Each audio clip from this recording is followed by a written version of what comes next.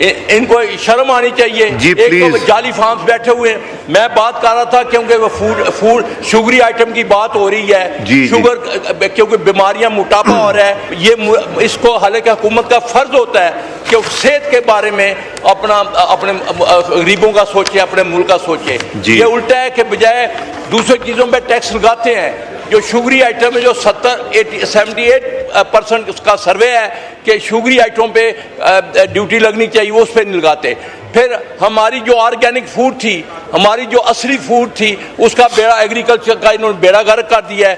खादें महंगी डाल कर उस पर कोई काम नहीं हुआ और ये हमारा किसान बेहाल हो गया है, मजदूर बेहाल हो गया है, तालिब इल्म बेहाल हो गया है। ये मुझे बताएं, या ये ना ये नौकरियां दे रहे हैं और कोई चीज़ नहीं है जिस पर टैक्स नहीं आया। एग्रीकल्चर कंट्री है जिसमें 75-80% आबादी है, उसका बेहाल, सबसे ज़्यादा नुकसान हुआ है एग्रीकल्चर का। 22,000 अरब रुपया नुकसान हुआ है और इनको परवाह नहीं है। ये कैसी अवाम की हुकूमत है? ये तो अवाम दुश्मन हुकूमत है, खासतौर किसान दुश्मन हुकूमत है, नौजवान हुकूमत तलब। तो मेरी अर्ज है कि खुदारा ये शुगरी आइटम जो है इन पे टैक्स ना जाए, ज़राअत को प्रमोट किया जाए, हमारी खादें सस्ती की जाए, ट्यूबवेल पानी पे, ताकि मुल्क जापान जैसा मुल्क, प्राइम मिनिस्टर साहब आप सुने, पंजाब जैसा अपना जापान जैसा मुल्क 600 रुपये की बजाय 1600 रुपया गंदम की कीमत देता है। कि मैंने कल को आपको इनको साइंस नहीं खिलानी, इनको मैंने वो अपना गंदम खिलानी है। कल को क्राइसिस हम कहाँ लाए थे, फिर ये इंपोर्ट करेंगे और ज़र मुबादला खाएंगे, अपनी जोड़ियाँ भरेंगे। और ये बजट तो है ये शराफिया का, गरीब का तो है, कुछ है ही नहीं है। रेवेन्यू डिपार्टमेंट के अफसरान को पंजाब में इख्तियार देना चाह रहे हैं कि वो जाएं दुकानों में जाके देखें। हालांकि रेवेन्यू डिपार्टमेंट का अपना एक काम है। आप अभी तकसीम के मुकदमे उनके पास कितने पड़े हुए हैं, नायब तहसीलदार तो मिलता नहीं, लोगों के सालों साल वनडे नहीं बनते। क्या उनकी वहाँ से कमाई कम हो गई है जो उन्हें आप एक एक्स्ट्रा एवेन्यू देना चाह रहे हैं कि वो जाके दुकानदारों को तंग करें, फ्लीस करें? तो इस तरह की हरकतों से फ़ायदा कोई नहीं होगा। देखिए, अगर आपने कलेक्ट करना है, आप अपने फेडरल का जो FBR का महकमा है उसको बेहतर बनाएं, उसके अफसरान की कारकर्दगी बेहतर करें। आर्टिफिशियल इंटेलिजेंस का दौर है, आजकल आप डायरेक्ट फैक्ट्रीज पे बैठ के मॉनिटर कर सकते हैं कि उनकी कितनी इनपुट थी, कितने यूनिट कंज्यूम हुआ और कितना प्रोडक्ट बाहर हुआ। तो आप हर चीज़ एट सोर्स कंट्रोल कर सकते हैं। तो बराए मेहरबानी ये इख्तियार ना दें। आम आदमी वैसे पिसा हुआ है, ये दुकानदार को जलील कर देंगे, रिश्वत का बाजार गर्म होएगा। सबसे पहले तो वज़ीर आज़म साहब फर्स्ट टाइम बैठे हुए, मैं एक मुतालबा करना चाहता हूँ कि हमारे बलूचिस्तान के लिए, अगर वाकई में वज़ीर आज़म साहब मुखलिस है बलूचिस्तान के लिए और कोयटा के लिए, तो कोयटा का जो पानी है वो दिन ब दिन ख़त्म हो रहा है, कंडरात बन रहा है बलूचिस्तान। और बलूचिस्तान के लिए अगर आप ऐलान करें बलूचिस्तान के डैम के लिए और साफ पानी देने के लिए, तो आपके हम बहुत मशकूर होंगे। आप आपसे रिक्वेस्ट करते हैं, बलूचिस्तान की नुमाइंदगी करके आए हुए हैं, तो सबसे पहले ये बता। और दूसरी मैं ये बात बताना चाहता हूँ कि फेडरल एक्साइज डिपार्टमेंट जो है, इस पे आप लोग काम करें उस, और ये जो दुकानदारी है और ये जो चोर चकारी का जो एक रास्ता आप लोग खोल रहे हैं, ये ख़त्म करें। मैं चाहता हूँ कि फेडरल एक्साइज डिपार्टमेंट को इख्तियारात दें, उसको सही करें, उस पर काम करें।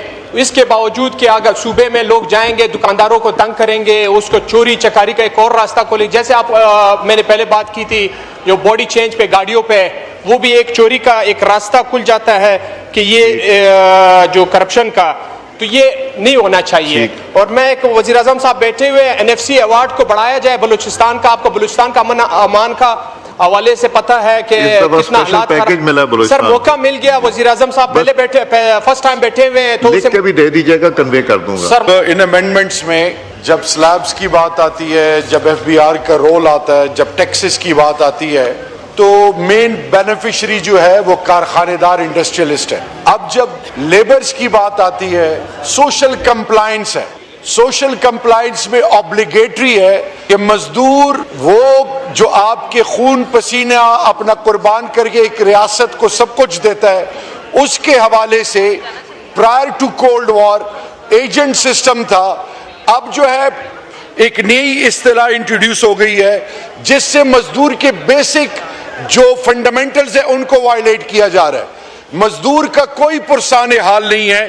ILO की ऑब्लिगेशन है, हमने ग्लोबल कमिटमेंट्स की हुई हैं, चाहे उसकी जो भी इंसेंटिव्स हैं वो भी उससे ले लिए गए हैं। And on top of that सबसे खतरनाक चीज वो ये है कि जब वो 3 महीने किसी इदारे के लिए काम करते हैं, it is obligatory on that इदारा कि वो उसको कंफर्म करे, उसको कॉन्ट्रैक्ट दर कॉन्ट्रैक्ट और मुख्तलिफ तरीकों से उन ठेकेदारों के हाथ चढ़ा दिया जाता है जिसकी बेसिक फंडामेंटल्स को वो एक्सप्लॉइट करते हैं। इस मुल्क में 45% लोग कमोबेश बिलो पॉवर्टी लाइन रहते हैं। अगर वो लोग जो इस कौम की बुनियाद हैं, लोअर मिडिल क्लास, और वो लोग जो एट द रिसीविंग एंड है, उनकी आवाज अगर रियासत नहीं बनेगी और ट्रेजरी बेंचेस जो दोनों पार्टियों का, उनकी तमाम हलीफ पार्टियों का सोल ऑब्जेक्टिव जो आम लोगों से जब ये वोट लेते हैं और फिर यकम में को जो ये कमिटमेंट करते हैं प्राइम मिनिस्टर साहब या किसी भी पॉलिटिकल पार्टी के जो की स्टेक होल्डर्स हैं, जब मजदूर और जरूरतमंद के लिए जब आवाज उठाते हैं तो वो लगता है कि सिर्फ एक डिसेप्शन है। इसको हकीकत बनाएं, खुदा के लिए इनके डेली वेजेस के अलावा इनके बेसिक इंसेंटिव्स, इनका इंफ्रास्ट्रक्चर, इनको मुआशरे में ओनरशिप दें। इनको जिस तरीके से एट आर्म्स लेंथ रखा गया है, इनके बेसिक फंडामेंटल्स को जिस तरह वायलेट और एक्सप्लॉइट किया जा रहा है, वो डिमांड करते हैं। उनकी आवाज हम नहीं बनेंगे तो कौन बनेगा?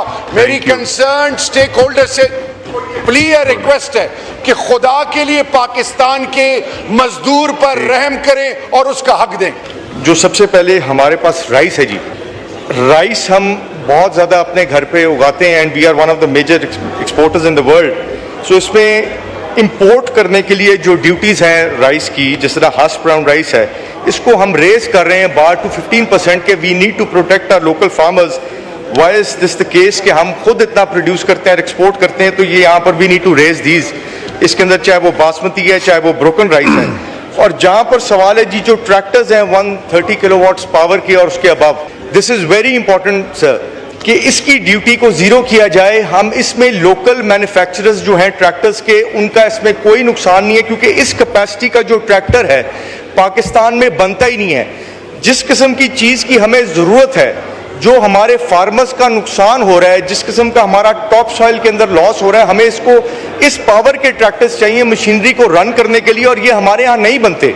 तो इसकी ड्यूटी को हमें ज़ीरो करना चाहिए। और मुझे अभी तक सर ये नहीं समझ आ रही कि इससे किसानों का फ़ायदा होगा, हमारी पूरी एग्रीकल्चर जो है उसकी प्रोडक्शन बेहतर हो सकती है अगर इस पावर के ट्रैक्टर्स हों। बट अनफॉर्चुनेटली इसके ऊपर ड्यूटी लगी हुई है, इसलिए हमारा प्रपोजल है कि इसको ज़ीरो किया जाए। और अभी तक मुझे सर बस एक बात यह है कि बड़ा ज़बरदस्त एफर्ट पुट इन किया है पाकिस्तान तहरीक इंसाफ और अपोजिशन की फाइनेंशियल टीम ने, जो अमेंडमेंट्स प्रिपेयर किए, एक भी मंजूर और नहीं हो रही। तो मुझे ये बता दिया जाए कि ये ट्रैक्टर्स की ड्यूटी को ज़ीरो करने से, जो कि हमारी लोकल इंडस्ट्री से ऊपर है, इसमें नुकसान क्या होगा?